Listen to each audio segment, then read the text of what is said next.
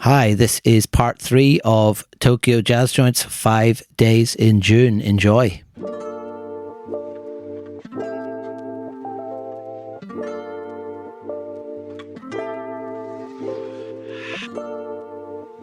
Well, we go to one of the larger spots, back to the right in the center of Sapporo, a place called Bossa.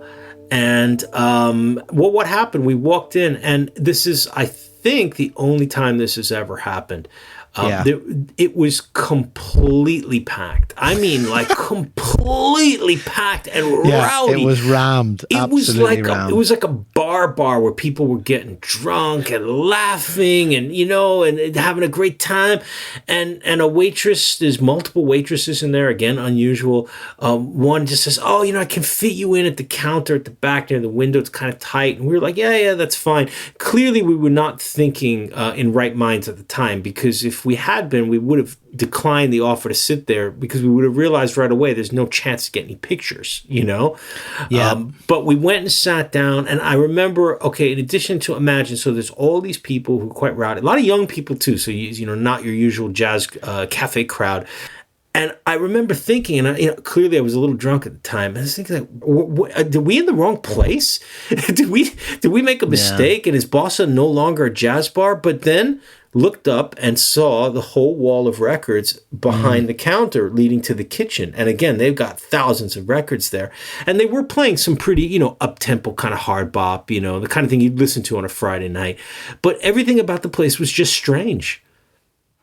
Yeah, I mean, it was rammed. I mean, I've got some video evidence of it. So again, check out our highlights on the Tokyo Jazz Joints Instagram page. You can find a clip from Bossa as we found it the first time, because actually what happened was we stayed for a drink, realized where things were headed, and made the decision to go back the following morning, just when it had opened. And so the photograph that you see of the outside and the sign was taken at the time on that evening. The rest of the photographs in the series that you can see there are clearly, from what we've been saying, the next day when there were no customers there. But people were having full meals. Like, they weren't just having drinks. Like, people were eating food, and we were crammed in up against those plants at the far end. So it wasn't even like we had a good vantage point to turn around and look at the place. Because every time you turn around, then someone thinks, you're trying to order something. So you just kind of, in the end, like, after all this, we're just staring at these pot plants crammed in at that far end. And it was quite frustrating. It was just, it was kind of weird. And it was unfortunate too, because I remember sitting there thinking, and I mean, like you said, it was really loud. We couldn't really even hear each other. So we were just kind of drinking our drink quickly. I remember thinking, it's kind of a bummer way to end the day, man. I was hoping that, we could end it off with a bang, but we can't get the pictures. Didn't really know if we were going to make it back in the morning. I think you checked the schedule and we're like, okay, if we rush, we could probably get here for like a quick 15 minutes for a coffee or something.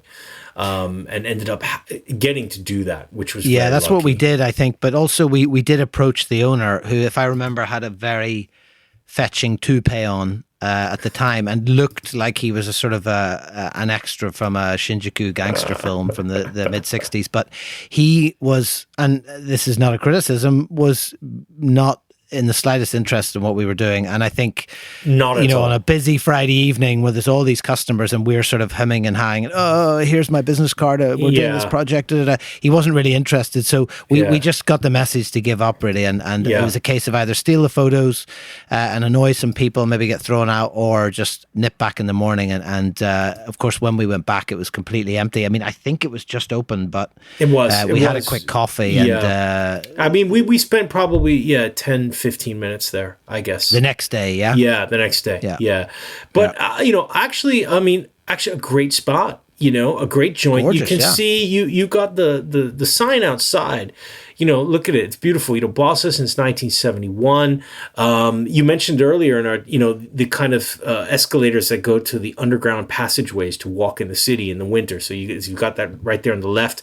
And you can also see someone sitting on a chair because the shop next door has got their doors open, and the tree in the background. I mean, it's just a very pleasant city, Sapporo. And Bossa is right smack dab in the center. So, go there, but maybe don't go at 9 o'clock on a Friday night.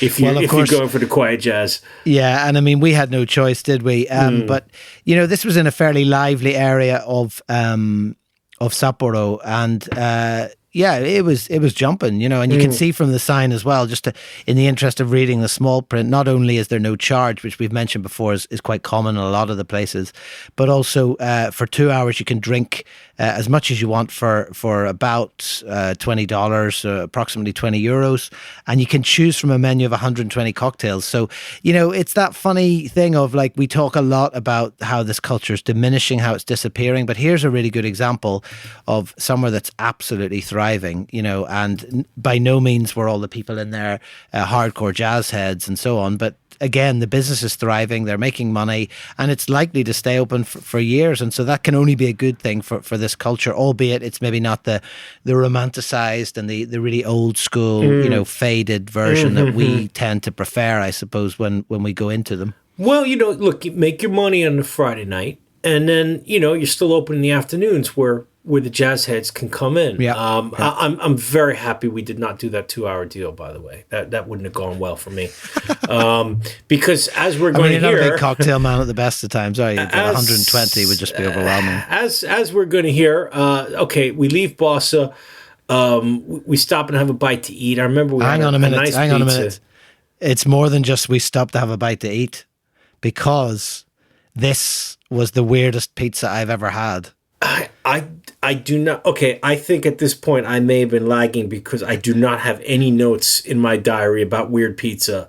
And you know how I am. I'm a New Yorker. You know how seriously I take my pizza. So I think I must have had the very easy to make and easy to eat margarita. And you went with one of your strange sort of anchovy and broccoli or whatever you get on it. First of all, I wouldn't have broccoli on a pizza. Secondly, I don't like anchovies, but I do like spicy food. And I ordered something along the lines of a Diabolo, something that had a bit of spice, a bit of a kick to it. Well, I'm not exaggerating here. And again, I have video evidence of this, so I'll post this on our social media feeds. I would say, just at a guess, there must have been somewhere in the region of 30 to 35 green chilies chopped up and sprinkled all over the pizza. And I have a photograph here of a stockpile of green chilies that even I loving spicy food, could not face. It was traumatic. Wow. I remember. That's great. Okay, it's unbelievable. I do remember that. Yes. Oh, that's funny. And it's so random too, because I think it was one of these pizza joints that was, the Italian style oven, which, I mean, and, listen, I eat a lot of pizza, Italian and American style, and I've never seen anybody put that kind of pepper onto it. No, and so in that volume. From? Yeah, very it was strange. Just like, very strange. Nobody. I defy anyone to enjoy that pizza. I completely forgot about that. Yeah. Anyway, it looks from the plate that I managed to polish most of it off anyway, because it had been a long day. And you mentioned finishing with a bang. Well, I think actually, despite the disappointment of Bossa, we did finish with a bang, didn't we? Completely. So we find our last spot. And please get back to your very, very informative timestamp declarations. What time is this now? Let me tell you. 11:27. Was we it hit that Jericho. late?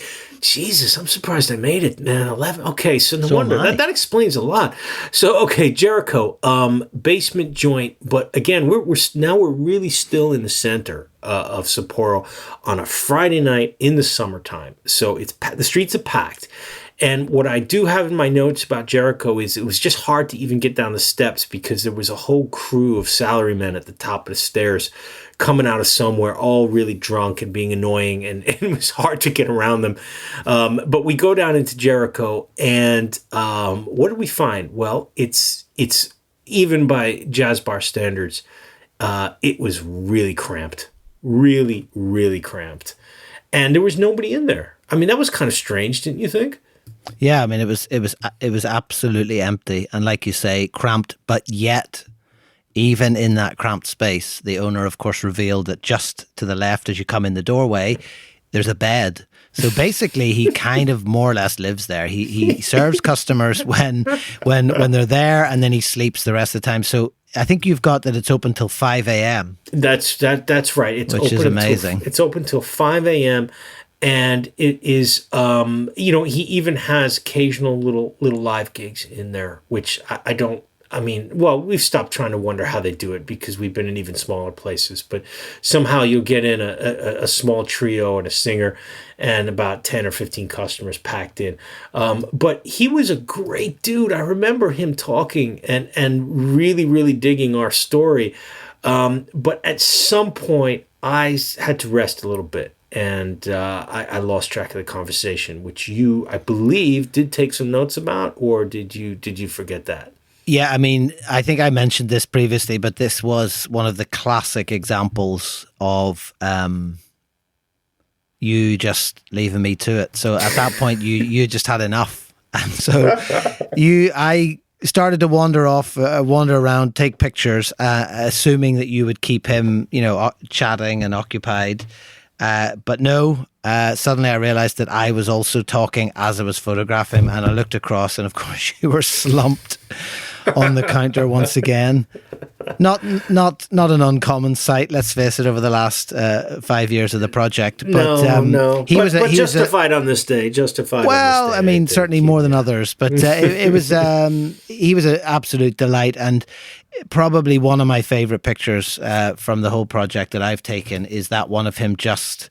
He put on a record. He closed his eyes, and I managed to snap a picture of him just with the Jazz Life magazine in the foreground, and to me that just sums up that project. He just was there. It's in his own space. He was content, just listening to the music that he loves, and whatever, like nothing else mattered in that moment. And an absolute gentleman. A really great place to finish up. And again, I'm not sure if this is somewhere that we was particularly large on our radar. I think it was just kind of another name.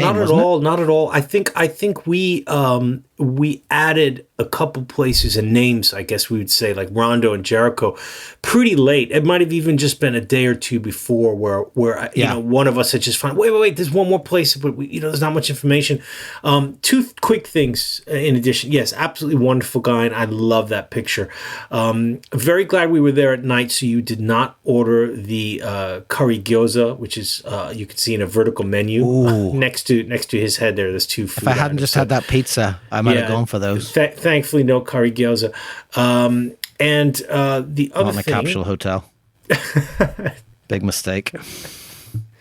The other thing with Jericho was if look, I'm not as we've talked about. I'm not Mr. IT man, but go to the Jericho website someday and just look at the map to try and find the joint. And I've literally never seen anything like this on any other website. It's astonishing, isn't it? It is. It looks like, when you used to, if you didn't have cable TV, but you tried to put on cable and it would just be fuzzy on the TV screen, it's all scrambled. That's what this guy's map looks like.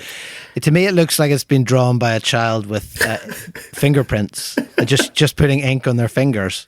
It's inexplicable that somebody would put this incredible on their website. Absolutely unreal, and I definitely worthy of a screenshot to put up on our social media feeds because it's.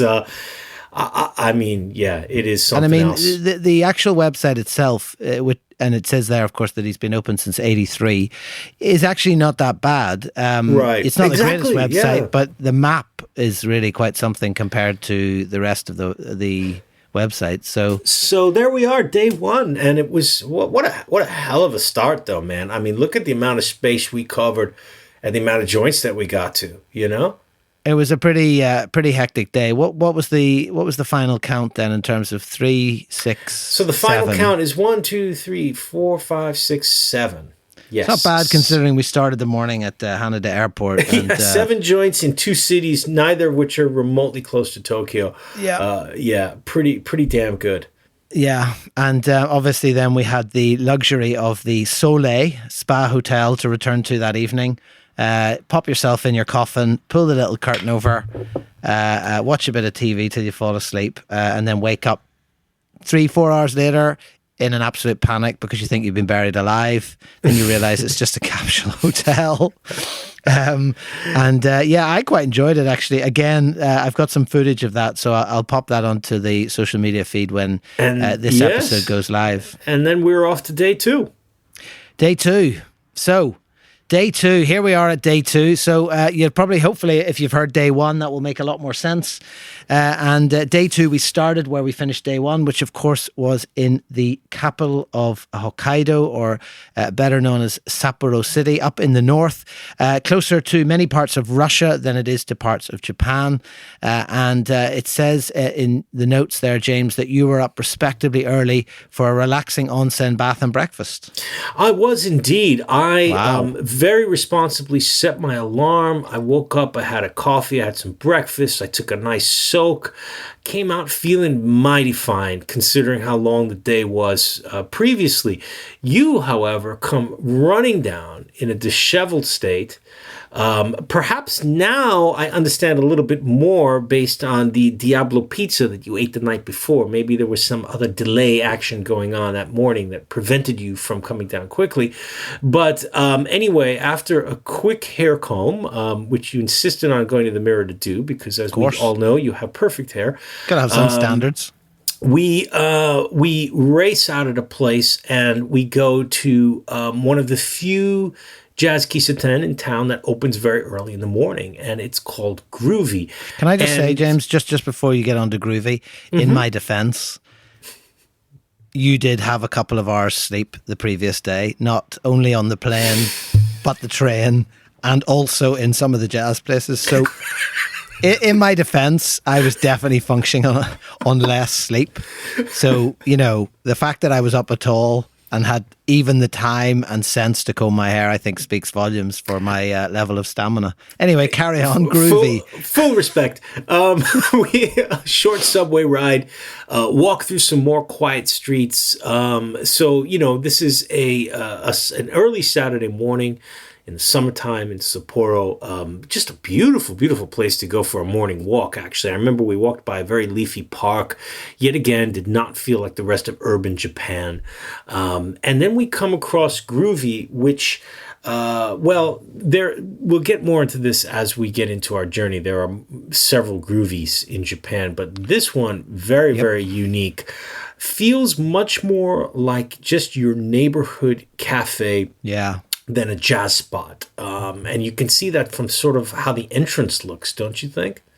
Yeah, it reminded me a little bit of Mura in Kyoto that we mentioned. It was in this kind of little quaint white building and just in the middle of a regular residential neighborhood. So quite mysterious, kind of quaint building and just slap bang in the middle of a residential neighborhood. I remember walking a fair bit to get there. And again, we were sort of slightly up against time because, to put it into context, we then had a flight booked from Hokkaido way down to the southern island of Kyushu. So we weren't in a position to be able to be flexible with time. We had to get there, find the place, spend some time with the owner, photograph it, and then head back into town. So, but do you remember, so we sit down, we order a coffee, and we look around, we're like, okay, this is a really, really pleasant, small neighborhood cafe where he plays a lot of jazz. And, great way to start the morning. And then something happens, as it always seems to on our adventure, that just leaves us speechless. So we start to describe to the very friendly owner, and you got a great portrait of him. You can see what a kind face he has, Mr. Noda-san. We describe what we've been doing for the last several years. And he says to us, he's like, oh, really? You do that? Because when I was younger, I went all around the country and visited every jazz kiseten that I could. Yeah. And so we discovered that this is our older soul brother. And he pulls out a scrapbook. And he's been keeping a scrapbook for more than 40 years of every jazz spot that he's visited around Japan. When he was a student in the Tokyo region, and then later on when he had a job that would take him here and there, and then times when he would just deliberately go on vacation. He had absolutely hundreds and hundreds of flyers, matchbooks, and pictures from all around the country. It was just, we had no idea, and it just left us speechless yet again. Yeah, and it was something to me, slightly melancholic about it, because he had this scrapbook of all these matchbooks, and next to the matchbooks, he'd recorded the time and place that he went. And then he'd also written the price of the coffee that he'd drunk. And I just got that sense again, and not that there's anything wrong with that, but, I think we said to him, well, would you like to go again and visit the places that you haven't been to? And there was no sense that he would have any interest in doing that. And it felt to me very much that kind of one trip that he'd taken at that one point in his life, and that was the big thing. And then he'd come back to where he was, and he was settled there, and he, no intention or no reason to be going to all these far-flung jazz places now. And there's nothing wrong with that in itself, but it just had a slight air of that kind of melancholy to me, where, maybe in some way he wished he'd seen more or been to more places, or he could do it now. But obviously, he's now tied to this Groovy cafe. But if you're going to have to be tied to somewhere and work, I'd say Groovy is definitely one of the places that would be a better option. And that's interesting, Philip. And all jokes aside, maybe that is the Irish in you, because I completely had the opposite reaction. Really? I had not at all. That's so interesting, because we did not talk about it. I mean, at the time, as you mentioned, we're running around, right? And, it was much later that we had the chance to process some of the things that we had seen and experienced. But I didn't get that feeling at all. I got the feeling of, and you see this a lot in Japanese, whether it's Japanese aesthetics or Japanese artists, this obsessive detail about documentation. About tracking and recording even the most minute things, down to, I forget who the guy is. There's a famous Japanese artist who was based in New York for a while, who basically just kept a diary every single day of his life, but only just listed the most minute things, like woke up 6:40, and eventually turned it into an art installation. I just can't recall the name at the moment, but that was the impression that I got from this guy, was that, I was really lucky because, I went to college and I had this job. So, I always wrote down what I had just to keep like this kind of record of it, so that one day I could look back at it. I had the complete opposite impression from you. I mean, I may be projecting, I think we've talked about it before, but, having worked in Japan for a long time, worked in Japanese environments as well, while living there, sometimes you do get that sense of people maybe had certain ambitions or dreams that, were, I suppose, suppressed or they weren't able to fulfill them because particularly of obligations. We've mentioned it again, this idea of often, particularly for sons and usually the eldest son, it kind of falls to them sometimes to take over the business regardless of whether, they want to or not. And I certainly know that I have one friend from Japan, an older guy who, was very much in that position, took over his father's business out of loyalty and respect, really tough thing to do and had to sort of change the course of his life. So I could be just projecting that too, but either way, he had traveled quite some distances. I'm just looking through there. I photographed some of them again on my phone, which I will share on social media, but he had been down as far as Nagasaki, so way down the south of Japan. He'd had a coffee on the 16th of September 1973, and it cost him 150 yen. Unbelievable. So there you go. I mean, that level of, it's just, it's amazing, isn't it? Yeah, I really like the guy. And it's funny because we've talked a few times, Philip, previous episodes we've done, about there are Japanese fans, Jazz Keystone fans out there, mostly guys, mostly about our age or older, but who do blog a little bit about their, visits to the various places. This is all in Japanese, so it's not really accessible to anyone outside Japan.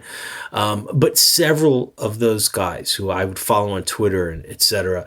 have mentioned visiting Groovy and really kind of like, being sort of almost reassured. It's like, I'm not this like strange maniac that like skips sightseeing to go to a jazz cafe. Like there's a lot of people like us, and I completely obviously could relate to that, and that's what I felt like talking to Noda-san. It was kind of like, oh, okay, you were doing this stuff way before we were even in Japan. And that you kept this record is just so special. Well, before we were alive, actually, because it was 1973. But that's right, 73. Yes. Talking of strange maniacs, this place also, if I'm not mistaken, did allow you to break your no eating in jazz kisa ban, didn't it? Because you had one of those huge doorstep slices of toast that you get in Japan. That's literally, I would say, 4 inches thick, and then you get a big lump of butter on it. Yeah. Are you sure? Yep. We definitely had toast. Okay, then my notes are mistaken because I have this is a good segue. Very well done there. Thank you. Your podcasting skills have really improved. Well, great segue into our next joint, Mingus Coffee Shop, because in my notes I have that I ate a large toasted cheese sandwich at the Mingus Coffee Shop. Maybe you were just on a toast kick that day. We should probably say that it was just hungover and I needed to eat something. But yeah, we should probably say that when we left Groovy, we headed back actually to Bossa. So we had a quick visit, as we've already mentioned. We went correct, there, yes. Snapped those photos. And at this point then of the morning... Didn't think that we would make it either, because I remember being kind of like, I don't know if we can do this, man, because we don't know where this Mingus place is. It was tight, wasn't it? And it turned out to be difficult to find, right? It was, yeah. So we got back to Bossa. So we're in Groovy about, I think, 4:10 a.m. for them opening. My phone's telling me that we were back in Bossa by 11:21. And then we arrived in Mingus just before midday. And I think we took a taxi to Mingus or from Mingus, but certainly we really struggled to find it because we walked up and down the street a few times. We took a taxi there and he dropped us in the street, but we couldn't find it. That's right, yeah. It's hidden in the back of this office building, which you can see from the shot that you have of the sign outside. That wooden sign is not nearly as big as you think it is. No. And we didn't expect it to be in a building like that. So we walked by 3 or 4 times. By the way, I'm very impressed. You said 11:21. It's like you're Jason Bourne or something. Wow. Tracking the times here. It's unbelievable. If the cap fits.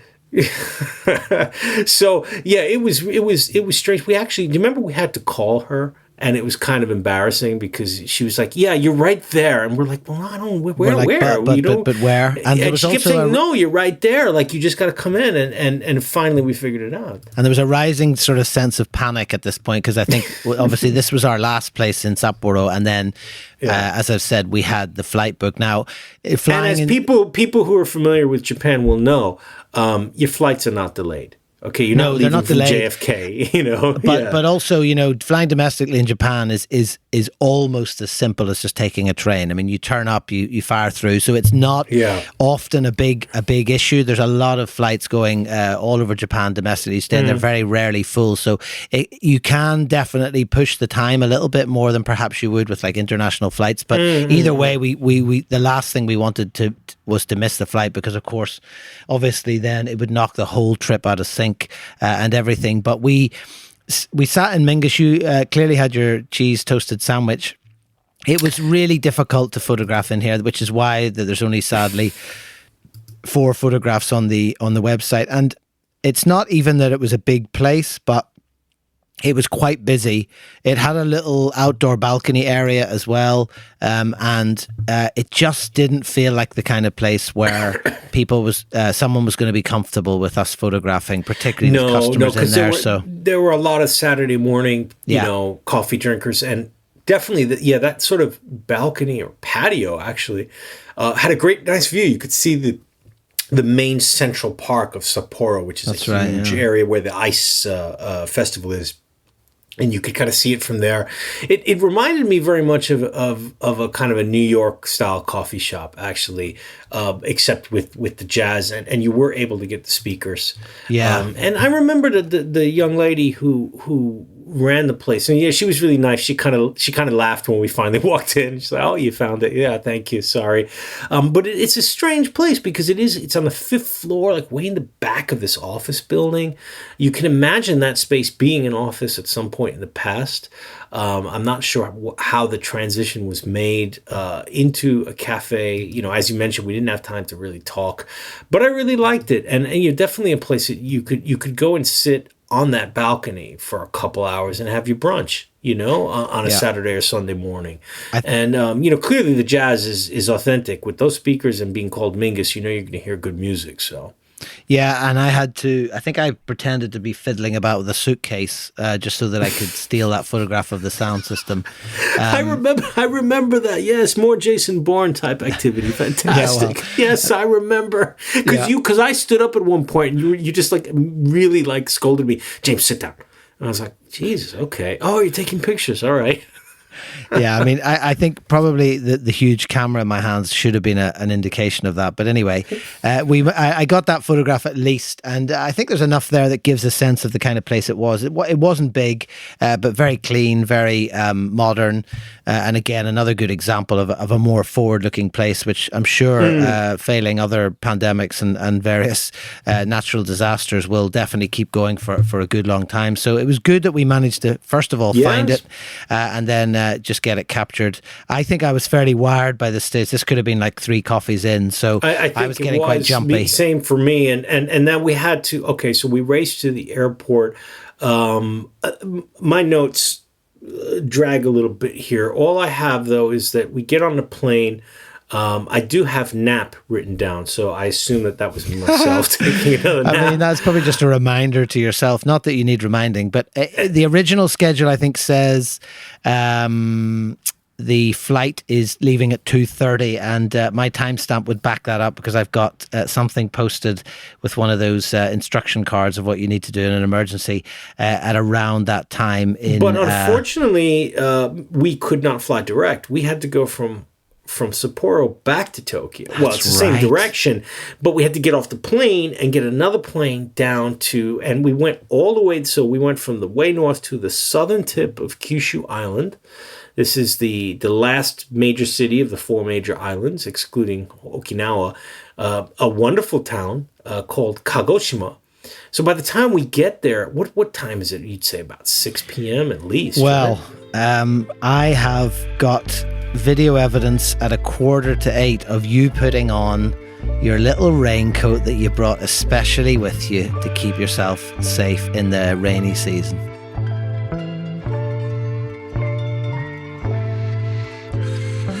This podcast was produced and created by Philip Arneil and James Catchpole of the Tokyo Jazz Joints Project. Thanks to Brian of Grooves Ahead for audio assistance, and also to Louie Lastic for our theme music.